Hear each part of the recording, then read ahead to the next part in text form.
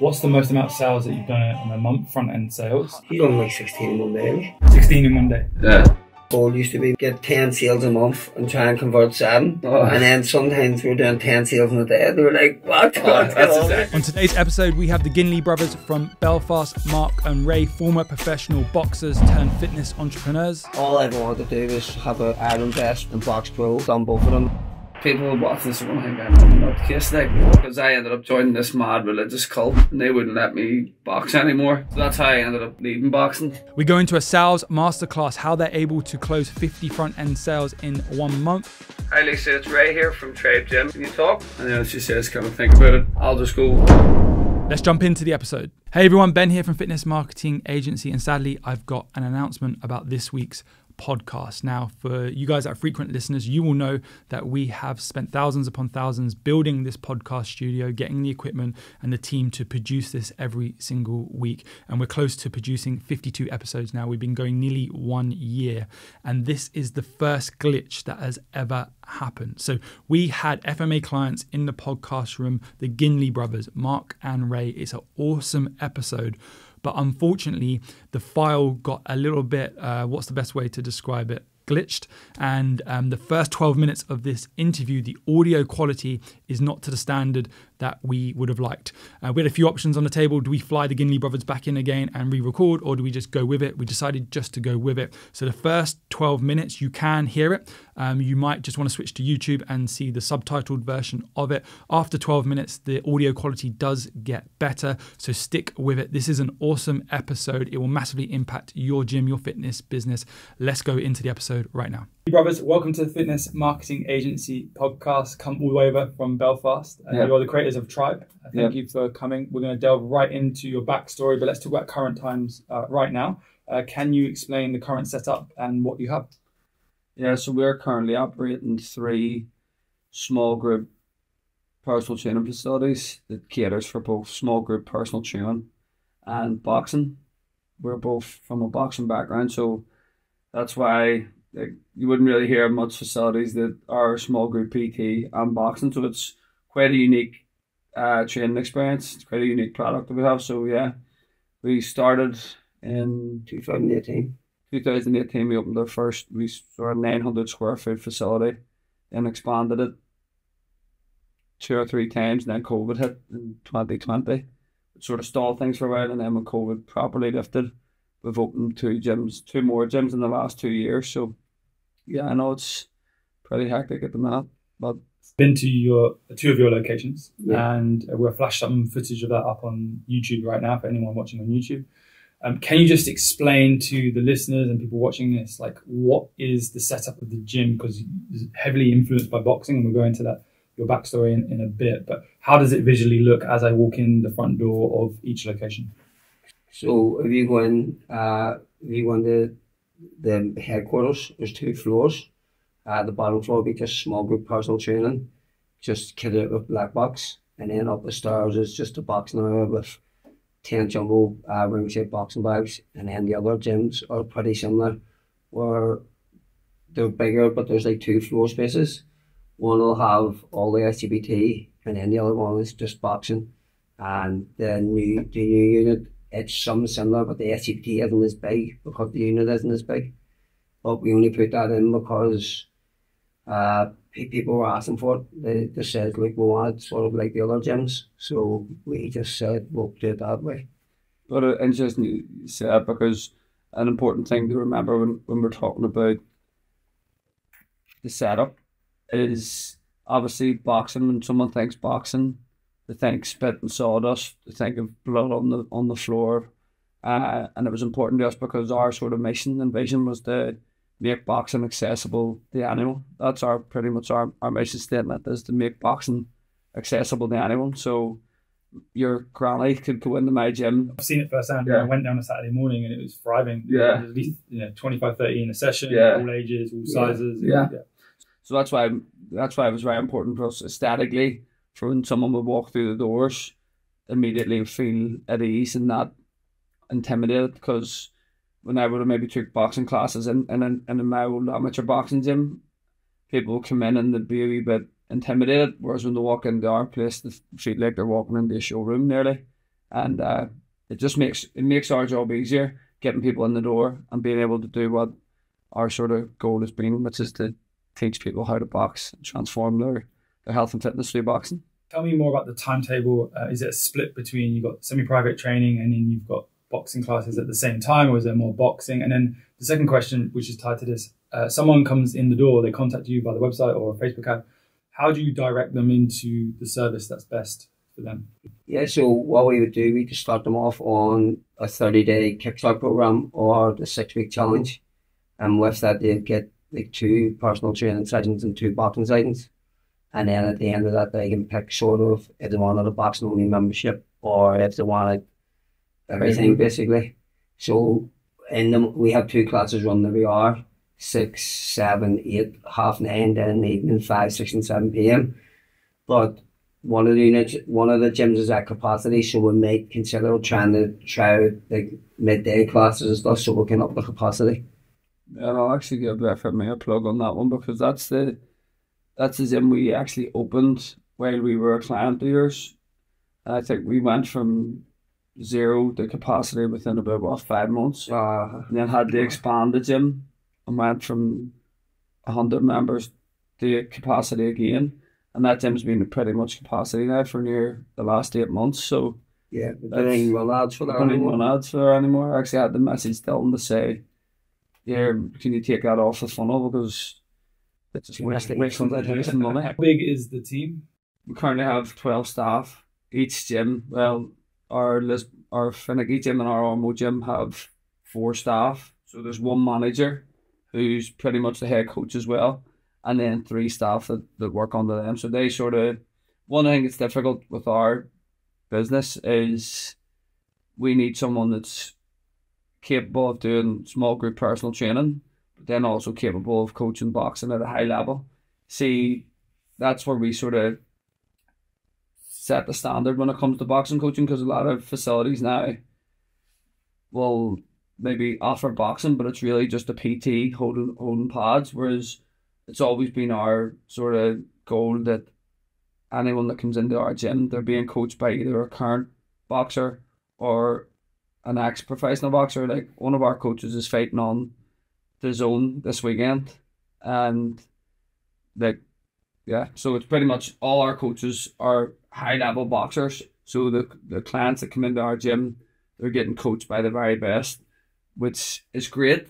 But on the flip side, because we're so fussy about that, it's a nightmare to get the right staff in, really. What's that coach's name who's boxing? Colin McCarthy. He's fighting Chase Clark. Is it pro fight? Pro fight, yeah. WBA international title. Whereabouts? In Belfast.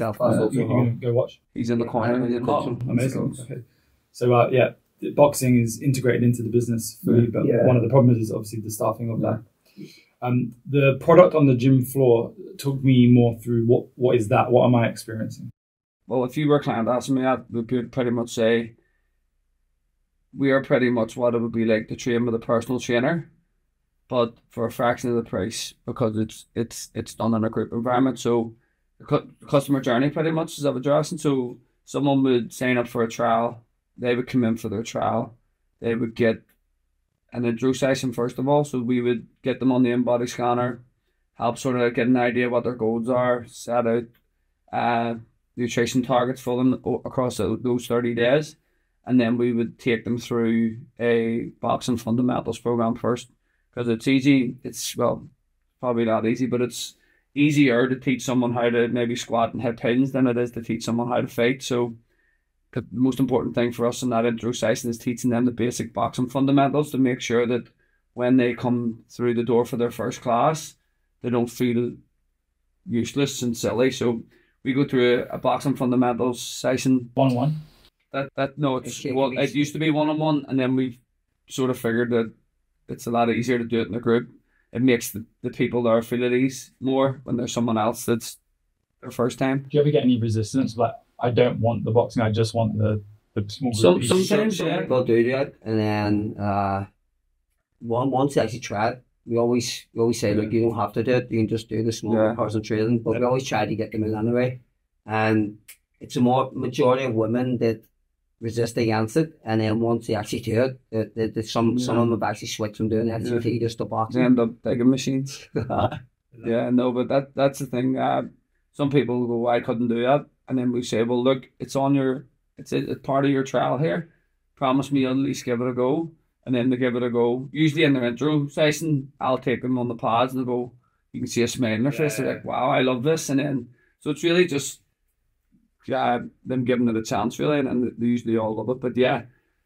So nice player too, like them doing a wee bit of boxing, and then it just makes the transition into the gym smoother, because like there is nothing worse than getting thrown into a boxing session and you know nothing about it. So they've done that wee bit, and then they go, that's not as bad as I thought, and then they actually, once you see them coming in their new boxing gloves, you're like, you're here for a long time now. Mm-hmm. That's when you know someone's fully bought in, when they come in with their wraps and their gloves. So I interrupted you on the customer journey bit there, so let's just evolve that. So let's say they're halfway through the 30-day or the 6 weeks, whatever it may be. At what point are you having conversations about upgrading? And we've not even touched on price points. So roughly, what is the price point for a trial? The price point of a trial is $129. That's our trial previously was £97, and then we found that trying to convert someone from £97 to then $159 is a huge jump. So that's something that we've always struggled with, is increasing prices, because we feel that, you know, the price is probably more, it's not cheap.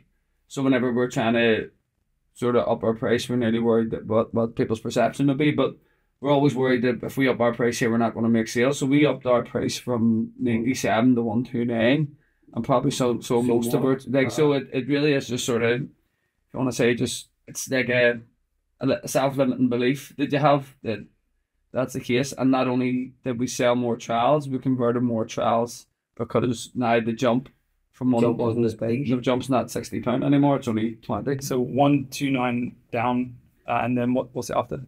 So the memberships vary. So you've got your 129 for boxing only membership, then you've got 159 for 2 small group PT sessions and then unlimited boxing, or 179 for 3 SGPT sessions and then unlimited boxing. Yeah, I think it's important. Every business owner's had that emotion of feeling about pricing, right? Because you want to impact people, and but you're seeing the profit and loss, and you know your overheads, and you need to invest in kit and staff, and it's always the scary factor of. And we know, like, once people come in, the service is unbelievable. Like, you'll never see a coach in our gym on their phone or anything like that. Which the best service you'll probably. Well, I was in Belfast and texted you, and I took part in a session. What was it like? It was great, but first of all, the buzzing atmosphere with downstairs and upstairs for the boxing. I didn't do the boxing, I just did the PT session. And I mentioned it off camera, my glutes were firing for like 3 days afterwards. Like I learned how to lunge properly, and I thought I knew how to lunge. Like the coach took me through. Kieran. Yeah, he was great. Really, he's thorough. So there you go. Here's a guy that's trained most of his life and felt his glutes for the first time in a size that trained. Because Kieran was on me, like, you know, your technique's wrong and everything. Yeah. So yeah, it was awesome. You have both got young families. So just tell me in a second how many kids you've got, and then tell me more about sort of your day-to-day, your roles in the business. Yeah, so I've 2 boys, one of 4, one of 2. And I have 3, one of 6, one of 4, and then one of these 10 months. It's a bit more hectic than mine. And then day-to-day, what is your official job titles, and then what are you doing day? Well, our biggest struggle, I would say, is taking ourselves out of the business, because, like, although we're sort of, if you want to say, we try and keep ourselves in an operations sort of role, but then we find ourselves on the gym floor coaching a lot too, which we don't mind because that's what our passion is. But my day at the minute, because we're sort of short, so we're going through a wee bit of a, I wouldn't say a staffing crisis, like, but a staffing sort of shortage. So at the minute, I'll get up, go to work at 5:30. My wife will text me at 9:30 to say pick the kids up at her work, and then I'll drive to her work, pick the kids up, or pick the youngest up, then I get my eldest from school, keep them during the day, and then back to work at 5 to 8. So, and then in between that, you're you're doing sales calls, you're so let's go and talk about your routine, your family life. How does that look daily, roughly? Yeah, so I would get up 5 o'clock every morning, make my way to the gym. Even if I'm not coaching, I just like to be around it. And then maybe if the 9:30 class isn't busy, because usually meeting group people, if it's not busy, I'll go and bring the kids to school.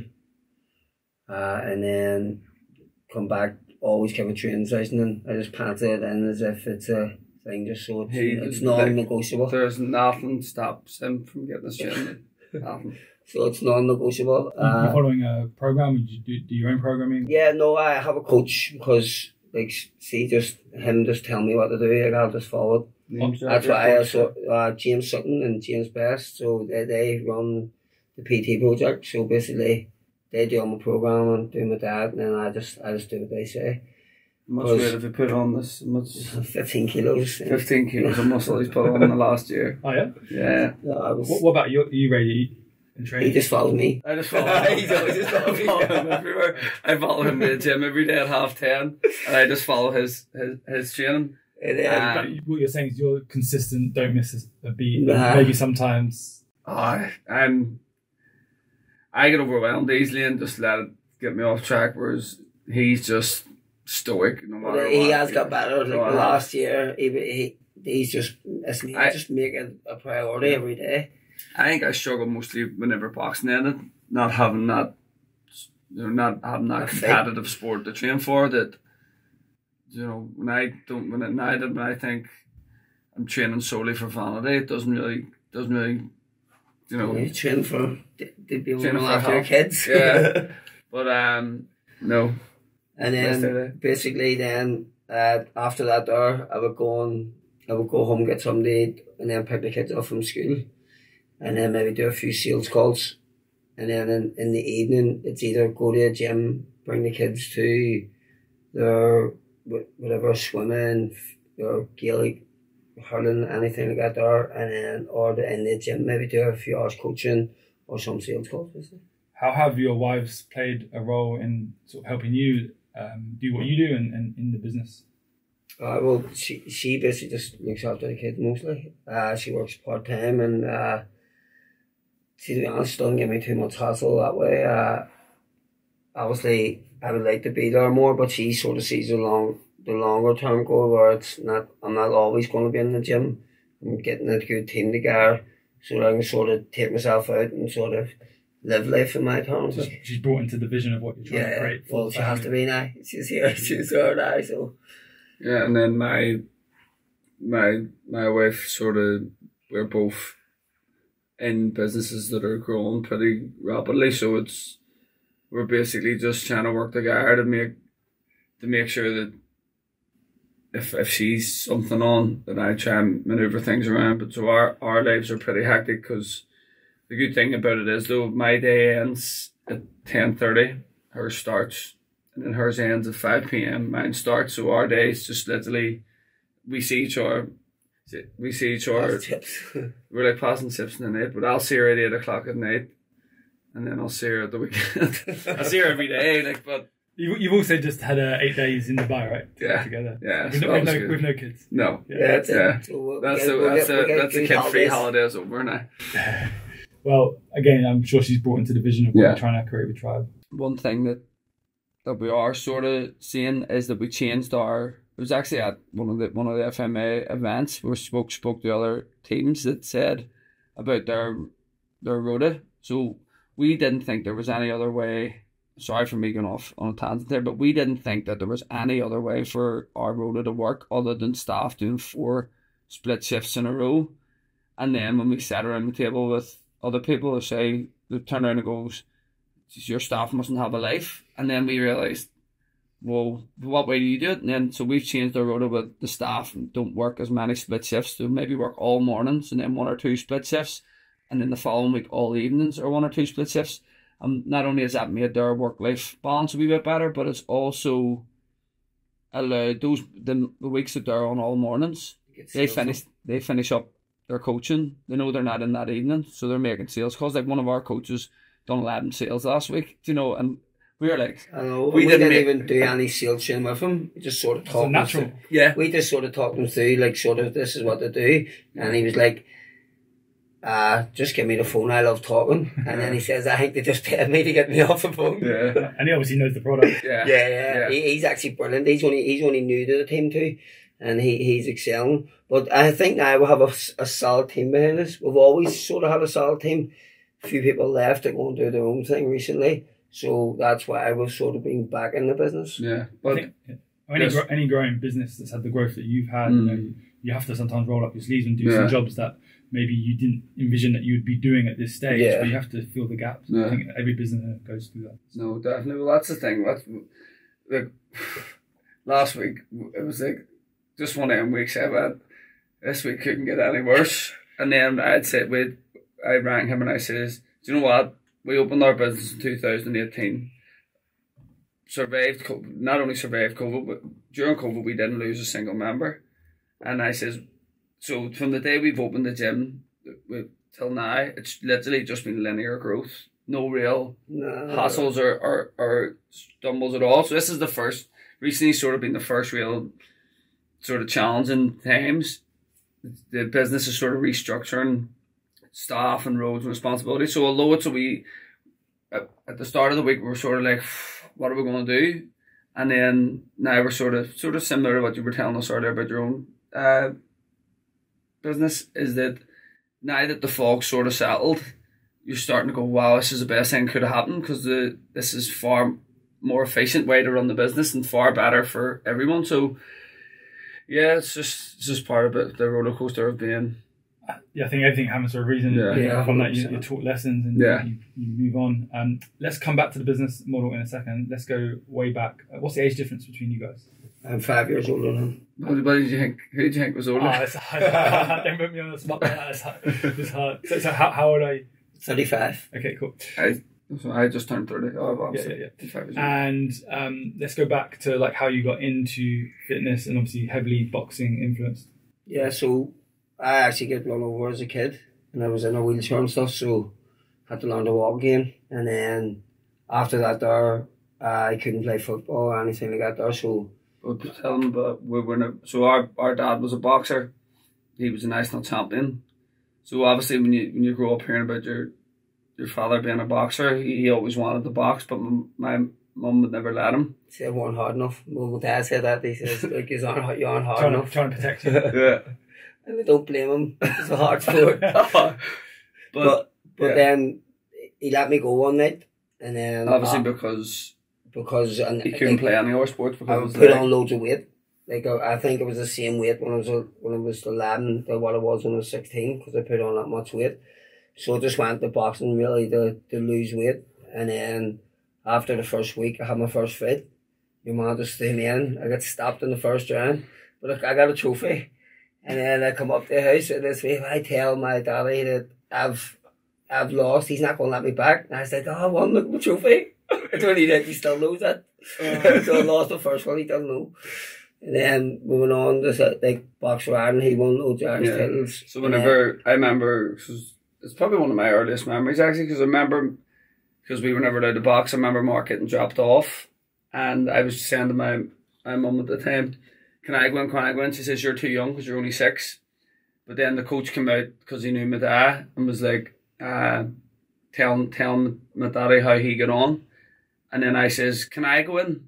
And my mum turned around and goes, no, you're too young. And he goes, what age is he? And she went 6. He says, sure, send him in. So the following night I went in. But my whole time of being in a boxing gym was just me messing about, playing hide and go seek. No, I never really took an interest in it, but whenever it came the time to actually compete, because I'd just been in that environment, I sort of... you had probably more, like 100 fights before you were actually allowed to actually have a fight. Yeah, so then starting off my career, I sort of won all the sort of titles you come in, from county to province to national titles, and then went represented Ireland.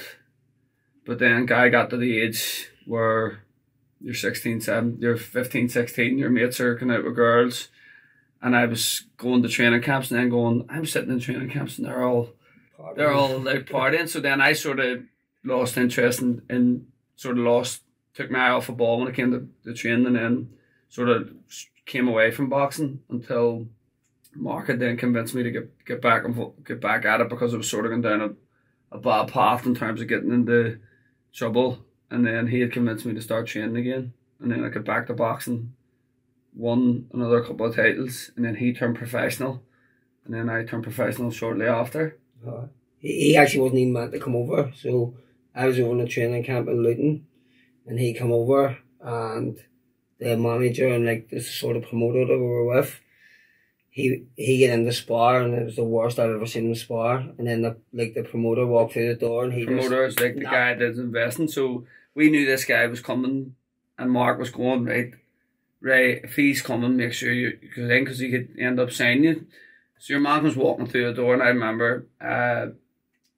remember just going, what the hell's going on here? Your man's punching the head of me. So I go back to the corner, and he jumps up there and goes, what the fuck are you doing here? Like, wait, you need to wake up.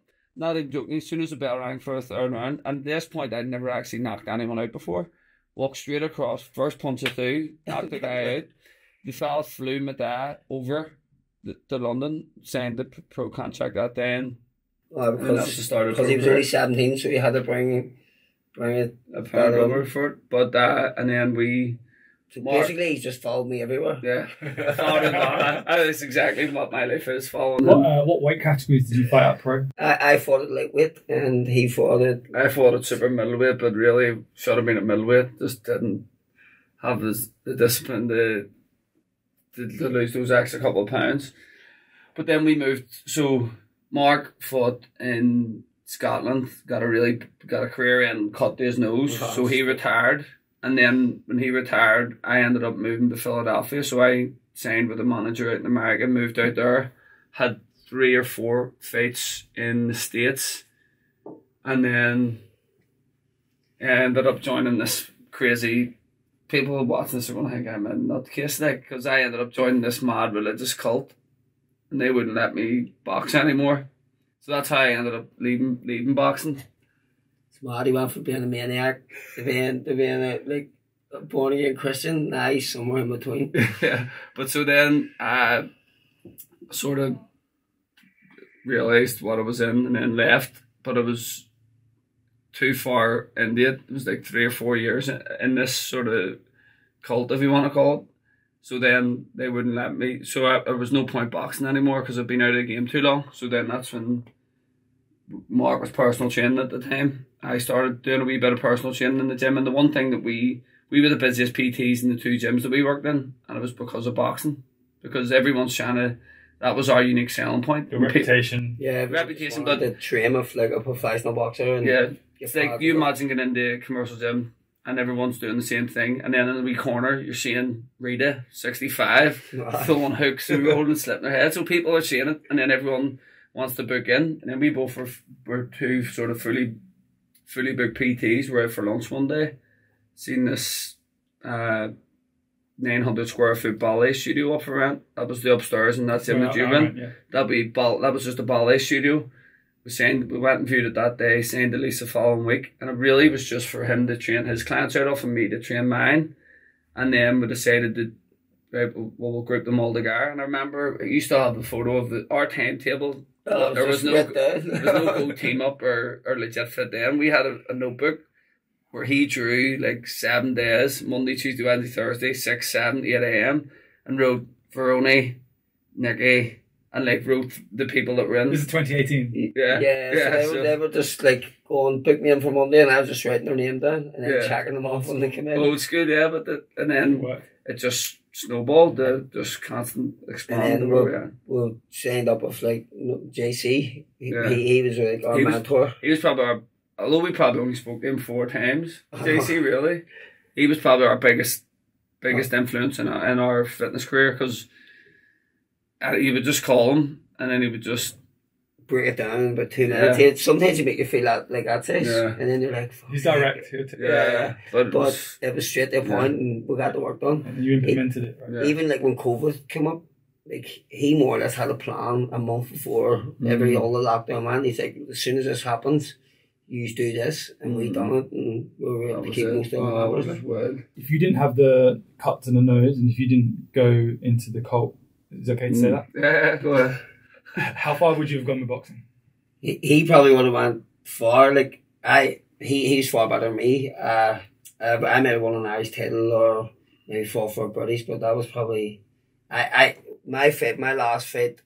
I was supposed to fight a journeyman basically, and then I actually fought the Scottish champion. I don't think it was meant to fight him. I think the opponents could switch once we got over, and I was like, look, all I ever wanted to do was have an Ireland vest and box pro. I'd done both of them, and I was like, look, if I don't beat him, my career's over anyway. And then I got the cut, and I was like, right, sweet, that's me.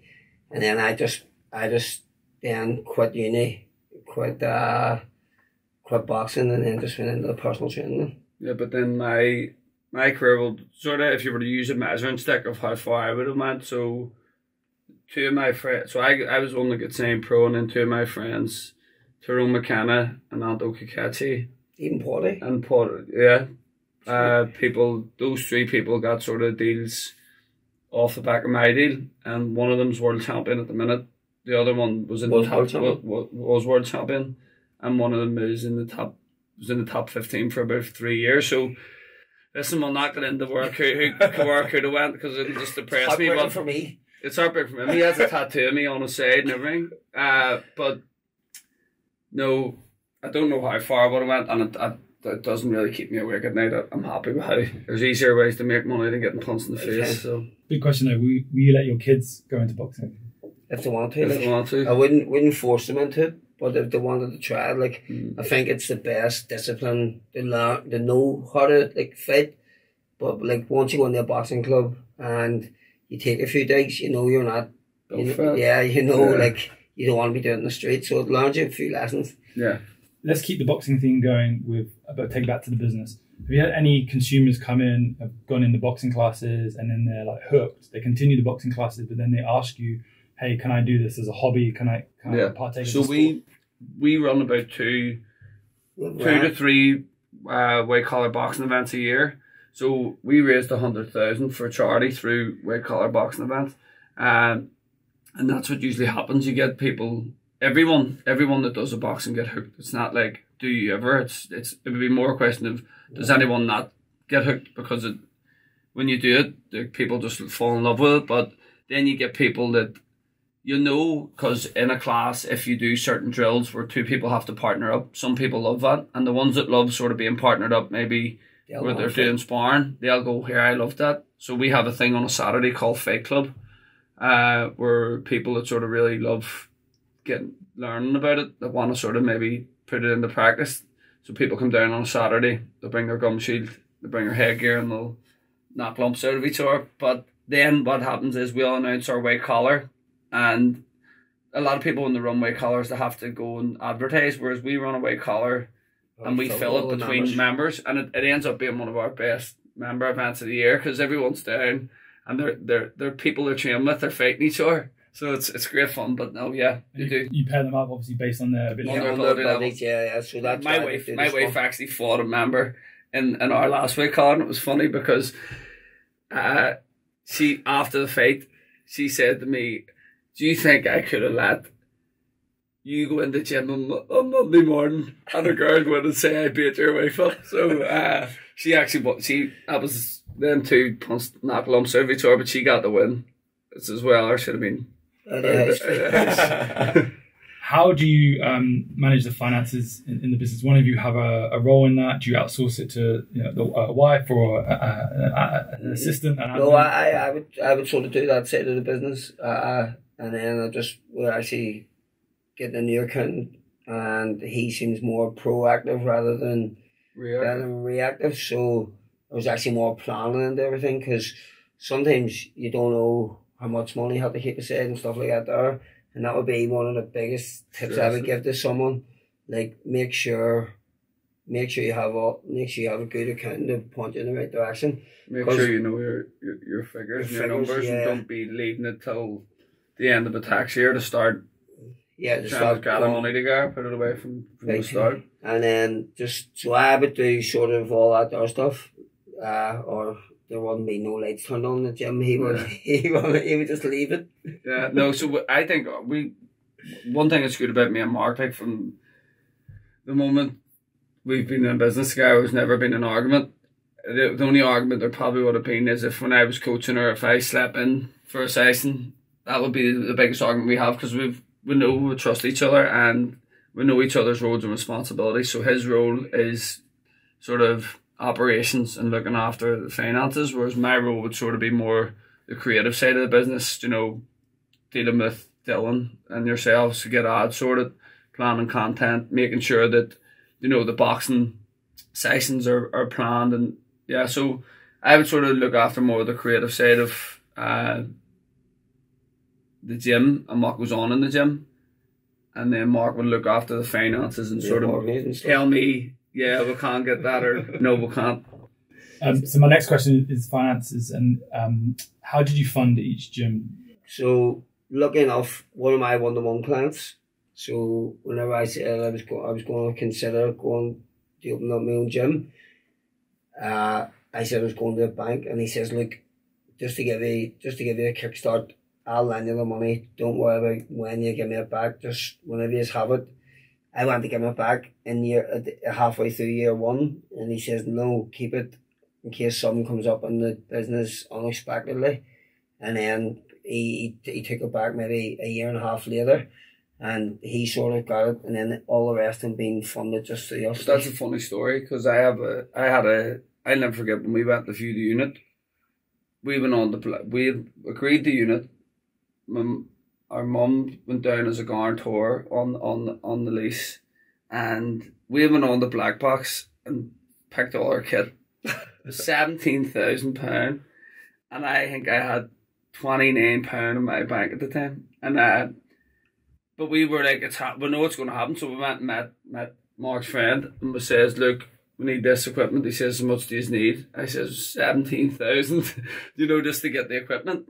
And we got it, we fitted it out, and we didn't take a penny from the gym until we paid every penny back. And then there's a wee lesson, you know, if you really believe in your vision, then you know that you can, like, you know that you can make it work. You'll find a way, because we didn't have two Peter up the arm. We were able to, I was able to get us started, and look where it's went to now, you know.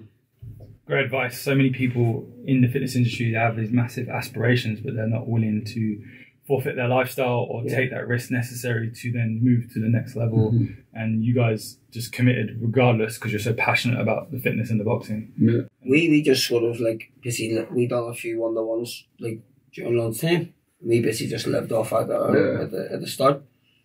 And then just let all the money build up till we paid your mum back. And once I was paid back, then we just start taking the wage. I want to talk about sales. So talk us through, obviously one of your coaches has stepped in and done 11 sales last week. What's the most amount of sales that you've done in a month, front end sales? And then just talk us through your sales process. I'd say 48, 50 sales in a month. So you may have done like 15 in a month, like. You done like 16 in one day, like. Yeah. 16 in one day. Yeah, I remember we had a target. We had a target for the gym, and it was the last day of the month, and I think it was 15. We were 15 short of the target, and I knew there was a list, and I do my sales calls in the car. Don't know why. I just driving, I just talk to people, and I says, I'm getting into this car, and I'm not getting out of it until I have 15 sales. And I was driving around. I was just texting him 1 out of 15. 2 out of 15, I got to like 9 o'clock at night. I got the 15th sale, and I got it over the 9. So no, so probably about 50 sales for one site, like. So and talk us through that process. Is it like one call close, 2-step process? Yeah, so process? Basically one call close. Pretty much how our sort of sales process goes is we'll run an ad. Even if it comes through organically, it sort of goes to the same funnel. So if it comes through, we'll get it. It'll go on the spreadsheet. Whenever we get time set aside, we'll just call people up. And I think one of the biggest sort of lessons I sort of learned, it was like a shift in mindset. Is I had this sort of mindset about sales as if it's sleazy, you know, and like I'm thinking that I'm nearly trying to get something over on this person on the phone. So like whenever I realised, hold on a second, they've reached out because they need help, I know without a doubt that if they make that step to join this gym, it's going to completely change their life. So whenever I sort of realised that I'm not trying to get one over on this person on the phone, I'm really just trying to help them, that's when sales started just snowballing, because I was just asking them, what do you struggle with? What do you need help with? What have you done in the past? And then explain to them like how we have the solution to that. And then at the end of the call, I would just say to them, I don't know if I'm going to go into how you would close on the phone. You wouldn't do that. So if I was on the phone, I'd pretty much go, okay, Lisa, so do you want me to go through? Yeah, this is okay. Okay, so this is but there's a lot of people that are watching this that you know, they currently have that mindset that you just described. Yeah. Where they're happy send a link to someone just to buy now, Yeah. or they don't want to have that sales conversation, or I try and close them over 20 DMs. Where really just a phone call just to you know, reassure that person that look, we are human, we're going to help you. You're not going to get severe DOMs. We're not going to shout at you like the military. You're going to have a good time, and you're going to get the results. And if you could go through some of that. So be valuable for my coaches as well, maybe to say it. But so pretty much, there's a list in front of me. I'll get on the call, personal pickup. I'd say her name's Lisa. Hi Lisa, it's Ray here from Tribe Gym. Just following up from the wee form you filled out recently for our 30-day trial. Can you talk? Yeah, happy days. Well look, it'll not take long. The purpose of this call, before we get started, is really just for me to find out a wee bit about yourself, what you have been doing, and if at the end of the call you think this is the right fit for you, then we can go ahead and get you signed up. But if not, at least you can leave with a wee bit more clarity about who we are and what we offer. Sound good? So you say yep. I'll say, okay, so tell me what you have been up to, health, fitness, nutrition wise. They'll maybe usually say, because they've put themselves out there to sign up to the program, they'll say, I've just got in there, I've been out of training for a while, so on and so on. And then I'll say, well look, funny you say that. The last couple of people that I've been on the phone to are in the exact same position as you. And the good news is, that's what this program's for. Our 30-day Kickstart program is called Kickstart for a reason. It's to help kickstart your love for health and fitness again. It's to help you build momentum so that you can then kick on into the new year to feel and look and perform at your best. So look, let me just tell you a wee bit about the program and what it offers, and you can let me know at the end if you want to continue and sign up, and then I'll just get into say what she gets in terms of her sessions or nutritional support in the community, and then I'll say, so how's that sound to you? So I'll usually say it sounds great. So you can maybe come back with an objection like, can I think about it? And then if she says, can I think about it? I'll just go, well, what really have you to think about? And she could say, for talk's sake, can I speak to my husband about it? And I'll say, well, before you speak to your husband, can I just ask you, do you think this is the right thing for you? We've been on the phone now for 5 minutes, and you've made it clear to me that this is something that you need. What would you do if your husband says no? There'll be a wee bit of sense.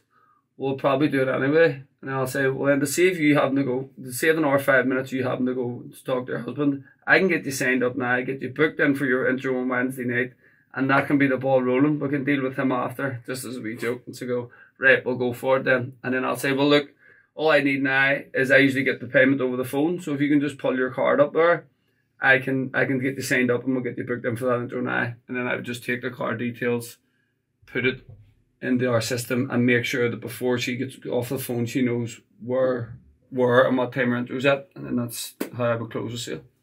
We'll come back to the sales and say, what system are you using for bookings and payment and everything? Go team up at the minute. So, yeah. Let's go back to sales. So what are the other common objections that you get? So spouse is the top one that most get. It's usually always just financial investment. So it's just another sort of objection that I would maybe get is that's expensive. And then I would come back with, well, what have you typically paid for a gym membership for? And they'll go, well, I'll pay £30 for Pure Gym. I'll say, well, how many times have you used your Pure Gym membership in the last 3 months? And they'll say, well, I haven't really been. And I say, so you're telling me you've pretty much wasted £130 in the last 4 months, whereas I'm telling you that 98% of people that sign up to our trial stay for at least 2 years. So really, if you're looking return on investment, I'm telling you that if there's a 98% chance if you pay this 129 right now, that you're going to be here next year. Now imagine what your life looks like in a year's time. You'll be healthier, you'll be fitter, you'll be happier. So don't you think that investment's worth it? And things like that.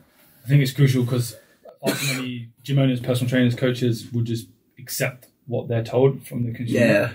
Because they don't want to offend them, they don't want to like come across as sleazy or pushy. But you're really doing that person a disservice if you just go, oh, okay, cool, yeah, well, when you're ready or when you have the money together, come back. Because what you're selling ultimately isn't that expensive. You know, most people, if they have a job, they can afford 129. They just probably have to cut back on a few other other things. Just getting over it, isn't it? And I think as well, the sort of mention is that the how I spoke on that call could be different to how it's about knowing the customer. You're building that wee bit of rapport. So if we're having a bit of crack on the call, then I can say, you can crack the joke. I can crack the joke about the husband, but if it's someone else, I could maybe say, is your husband there? Could I talk to him and explain? I'm sure your tonality changes men versus women, and you can tell pretty quickly how old they are. And, you know, so that what you just did then in that segment of the podcast is super valuable and will massively help. Yeah, 100%. I thought it even helped me, like just listening to them a few, you know, like whenever I drove around in the carpet, see what I'm listening to it. And then how he overcomes with objections, because usually I would just go, right, no problem, go and speak to your husband, and then I'll send a text. And you never hear from them again. Whereas now I'll just say, can I speak to your husband? Do you want me to talk to your husband and explain the program? And then she'll go, no, and then I'll go, well, let's get started. Yeah, well, let's get started. What are you waiting on? Nice. Once we get them in, they get their welcome pack, so they know straight away it's a professional outfit. They get everything. We take care of everything. So in that welcome pack as well, Mark, as you're saying, so probably just stuff that we've took from the training for yourself. So someone signs up, they come in for that intro session. That intro session is a wee short present. It's not just rough. It's sleek. It's very smooth, very slick. They come in, they'll take a seat. There'll be a short sort of presentation about what we offer. But as they come in, there'll be a wee card that says, you know, welcome to the tribe. They'll open it up, short story about ourselves, and then there's a wee voucher stuck to the inside of the card, nearly looks like a bank card. And then I'll just explain them. You'll have seen the wee voucher in your welcome pack there. We know how daunting it is for you to walk through these doors today. So if there's someone that you had in mind that would make this journey a wee bit smoother, feel free to give them that £50 voucher towards their next trial. And mate, it's just, you make a sale. I know that if those intro sessions are done to the standard they should be, you're going to get 3 or 4 referrals off the back of them, and it just ends up like a wee conveyor belt. Easy marketing come through the door. Just circling back to that, you sending out the link, I think everyone's done that, where you think, I'll just send them the link and they'll do it. And the problem with human behaviour is that we all procrastinate. And we all talk ourselves. About too much. We all talk ourselves out of everything, right? So they've had a habit of doing that, so then they just talk themselves out. And it's very common in the fitness industry. And I think the fitness industry is doing a disservice if we just send the link. We have to get people over the line to get them to proceed and take action.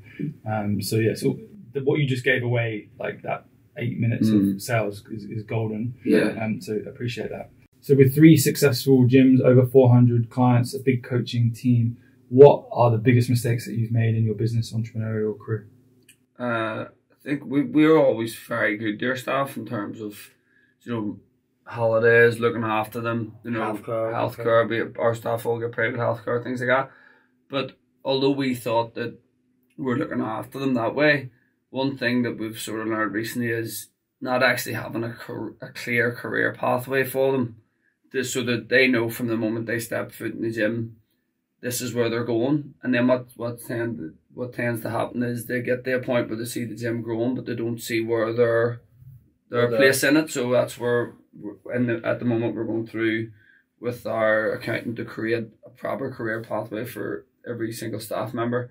And it was a big lesson for us, because although we thought from the outside looking in that we may be looking after them and stuff, they need to clearly see where their progression is within the business, because there's a lot of progression with the gym constantly expanding and growing. So yeah, would you agree on that? Yeah, that's probably the one big mistake we've had. And it's just because me and him have basically been in the weeds of the business, and then when we took ourselves out of it a good bit, we were able to see over it more and actually go, right, this is where it's going. And then a few coaches have came to us, go, right, what's next? Like, where can I go and expand? Which is fair enough, because everyone wants to get better. Yeah. And what's the cadence of meetings between you two as owners and then the rest of the team?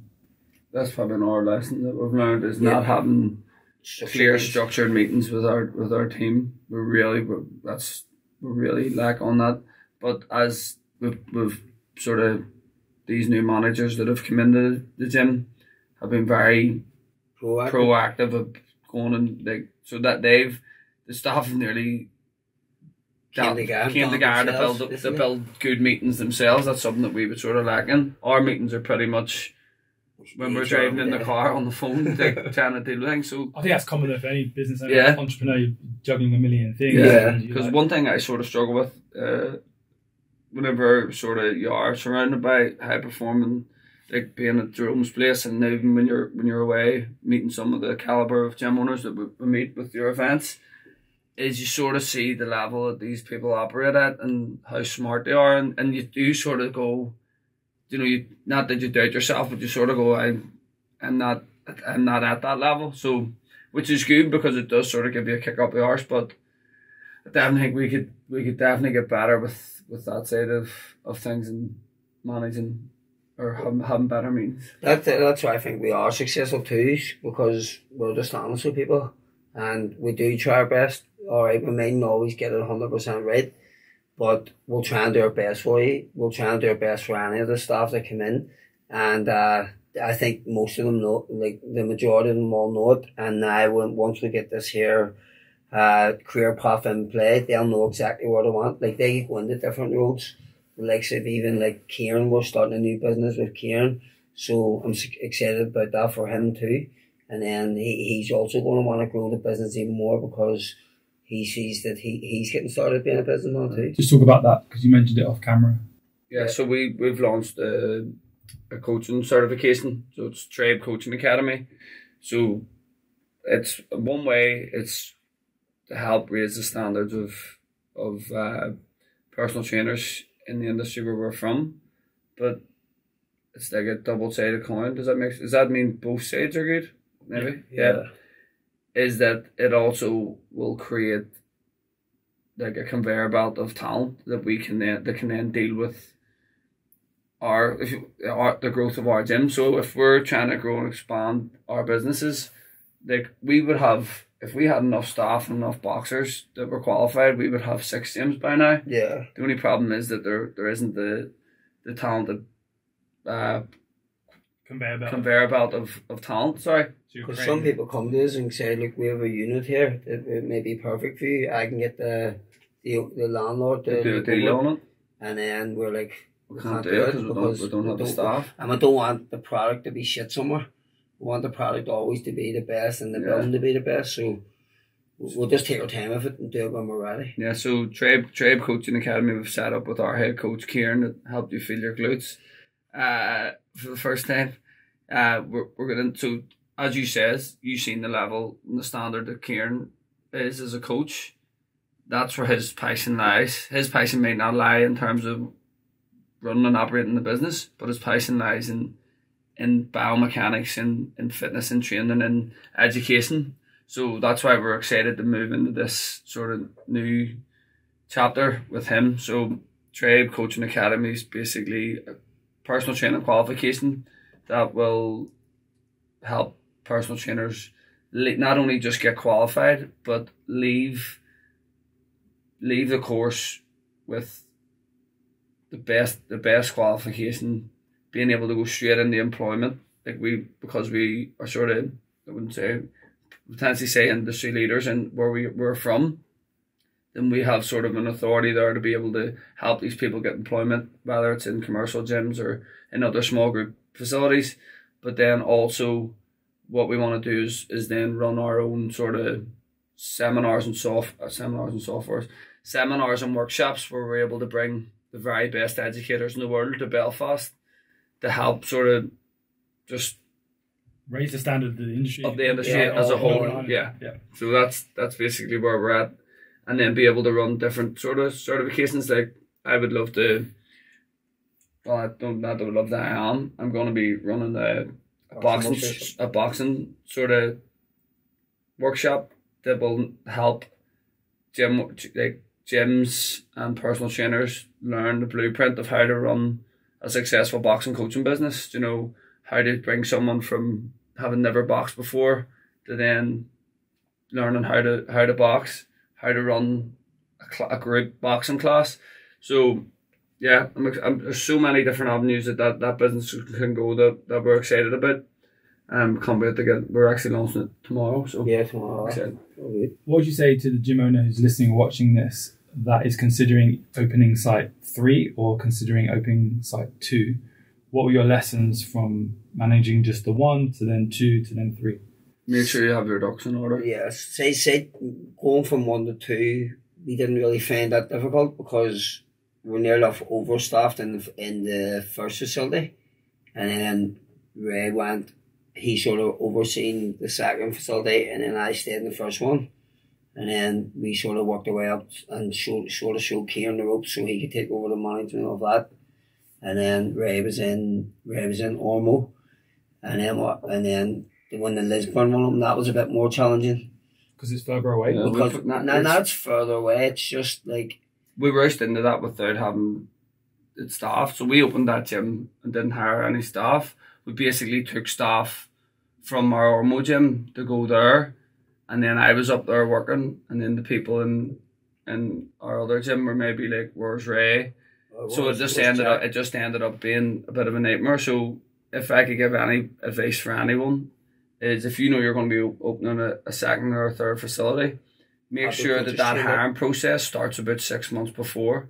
Make sure that those coaches are brought through the gym and taught all the systems and processes, roles and responsibilities, so that you can literally, when that gym's ready to open, just lift them and just set them in there. Because that's definitely, I believe we will open more tribes down the line, and that'll be the lesson that we'll learn, is make sure that your staff are fully trained, fully equipped, ready to go. Because otherwise, you're just going to be chasing your tail every day, trying to put out fires, and it takes the joy. It takes the joy out of being a gym owner. But like even that gym, like with the helps of yourselves and your ads and stuff, like we were able to grow that from 0 to 70 members in the space of 3 or 4 months.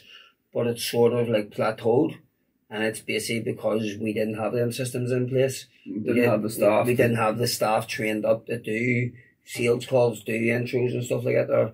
So they mightn't have got the best experience of what the other gyms get. But now we're getting there with the career paths and all in place, and that gym will fly. Like. Yeah.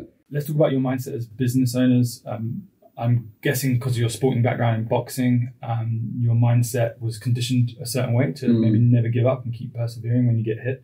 How's that transitioned into the business world, and what would be your tips and advice to other business owners to consistently improve their mindset? I would say just having, I don't know if you would call it mindset, but just having the balls to pursue what you want. You know, because we knew what we wanted, but as we said earlier, we didn't have, maybe not had the investment. But if you've got fire in your belly and you know that this is what you want, and that's where your heart and your gut's telling you that you want to go, to pursue it relentlessly and don't let anyone sort of talk you out of it, because at the end of the day you'll have to live with the regret of not doing that. That's why we're of that one mind, me and Mark, that if I say to him, here, there's a gym there, there's a facility, like me opened our gym in Ormo, it's basically like, here, look at this premises here, I think it's a cracker, there's no gyms on that road, there's no here, it's like he knows, right? We act fast, basically, and then we just make the decision. And we'll deal with it when it comes, basically. Yeah. It's sort of like boxing, because you're just, even like that last fight, I wasn't even meant to fight your man, and then they were just like, do you want to fight him or not? And I was like, oh, fuck it, what else am I going to do? I'm here now. So we just sort of get on with it. And then just like, we're not afraid to get, like, we're not always trying to take ourselves out of the business as well. Like, we're in the thick of it, so maybe that's come down to two. But mindset, I don't know if I answered your question or did I? But definitely, like, perseverance, just get on with it. Yeah. Just don't procrastinate. we don't Take procrastinate. And invest in like companies like yourself, and like we've had loads of mentors. We've invested thousands and thousands of money You into did in getting better, because you soon know as soon as you go in, you go, right here, I know nothing about running a business, and then you need them sort of people just to gauge in the right way. So you have to be open to other people's opinions and open to being wrong most of the time. Let's talk about marketing, and you have a waitlist system. So you can just explain how that came about and what the process is. Yeah, so as we said, I'll sort of start with how we sort of got involved with FMA. So previously all our growth was just purely organic and word of mouth. And then we sort of seen that we weren't growing, and then the FMA was obviously popping up on our social media. So we got involved with FMA for the first time. And I remember just couldn't believe it. I literally turned the ad on and was driving home from work, and I was going, Mark, my phone won't stop going here. It was just bang, bang, bang, lead. And then that's when we realised, wow, the power of paid advertising, like, and how you can literally, like, you have your circle of the people that know you. Your members have that circle of the people that they know. But then you're reaching thousands of people that you'd never have seen. And our goal used to be, remember, get 10 sales a month and try and convert 7. And then sometimes we were doing 10 sales in a day. They were like, what? That's exactly what it was. It was crazy. So that's how we got that first gym, like the second gym, the capacity, because we basically just dropped the pin around that area, and it was just flat out. So that gym, as I said, it's 200 active members. So at the minute there's 178 on recurring memberships, and then there's 24 on trial. Now those trials will be, I'd say 90% of those will convert, but then there's also a wait. Like, I remember, like, the wait list is like over 100 people. So people are actually messaging me every day going, here, I've been on the wait list for 6 weeks, and you're just having to go to them. You're literally, yeah, do you want to go to the other gym? Because there's probably 60 people ahead of you to get started. The location. Yeah, so it's further away, but not. It's probably 2 miles away. But so marketing's just been, like, we wouldn't have 2 gyms, we wouldn't have 3 gyms without FMA, like, and that it gives us the confidence, like, to go. That's why we opened this album. We're just like, we knew, like, we opened this gym, turned the ads on, and we opened the gym and turned the ads on and got you said 70 members in 6 months. It was 70 members in 6 weeks. It was that's how quick it was. But because we didn't have the staff, we weren't able to deal with it. So yeah, like, if there's gym owners out there, that are, I'd say, hemming and hawing about investing in yourselves or investing in a marketing agency, is that, like, it's the best money I ever spent. Like, our lives wouldn't be the lives that they are without it, and our gyms wouldn't be anywhere near where they're at without it. For me, it's always about, like, reaching those people that don't know you, and you said it a couple of minutes ago, and in the local area where people listening to this, their gyms operate, there's people that don't know who they are. Yeah, 100%. And like people in our area probably know us from boxing and stuff, but there's so many people that don't even care about boxing until they've seen this sort of ads and they've seen the creatives of people like them, and then it gets them interested in it. How many people cross-pollinate between the 3 gyms? Like, are members like set in their ways and like, this is my gym, I don't go to the other 2? Or there's just maybe 12 or 15 people. Not even that much, I don't think. That maybe they've trained in our original gym for 5 years, and then they live in Lisburn, so they maybe do their SGPT in finicky. But most stick to one. But now we've put the SGPT in the new site because it was just boxing only. Now when you put that in, I think most of them will just stay up there now because it's so handy to the house. Yeah. How many percentage-wise women versus men? Probably 70-30 or 70-30 probably. I think so. Yeah, I think so. And what do you do for community? Do you treat each individual gym and do community events within that, or do you? We'll group them all together. So we would usually run a community event every month. So we're in the middle of a 6-week challenge at the minute. So every 2 weeks every 2 weeks in that 6-week challenge there'll be an activity on a Sunday that we'll do. Then we'll have our white collar twice a year. We have a barbecue in the summer. We'll have a Christmas party. We'll have a comedy event. Like that's why our gym retention is so high. Like our retention was down at 2%. Yeah. 2% in terms of, and it's down to the community. So most of our members they start with the goal of getting results, but they stay because of the community. Obviously they get results, but they just people won't leave because they'll feel like they're leaving their mates pretty much. They've built that community, and like anytime someone's doing a testimonial, you'll see them write. One of the key words is usually in testimonials family. The gym's like one big family, and that I think that's an important factor that comes into play with anyone that's starting a gym or running a gym. They can maybe be so focused on numbers and so focused on the programming and delivering results that they lack that sort of community aspect of it, because that's why we call the gym tribe. I read that book, Seth Godin, Tribes is it called, and then I realised that people want to feel part of something. It's primitive. It's what we want. We want to feel connected to something, and that's why our gym. That's if I could say what we got in the boxing club growing up, it's sort of that's just sort of, we tried to bring it in, only but the gym's nicer. Yeah. So that our community aspect where everyone's looking out for each other, we're basically a big team. So yeah. What's the website? What's the social media handle for the business and then personal? The website is tribebelfast.co.uk. Probably gonna have to get that changed because it's bigger than Belfast now. And the Instagram handle is @tribebfs. And my Instagram handle is @RayGinley1. And mine is @Mark Ginley 1.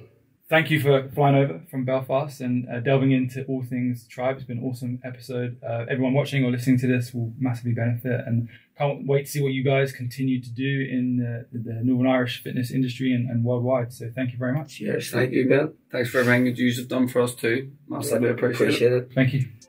Thanks for listening to the Fitness Marketing Agency podcast. If you enjoyed it, make sure to subscribe so you can catch future episodes.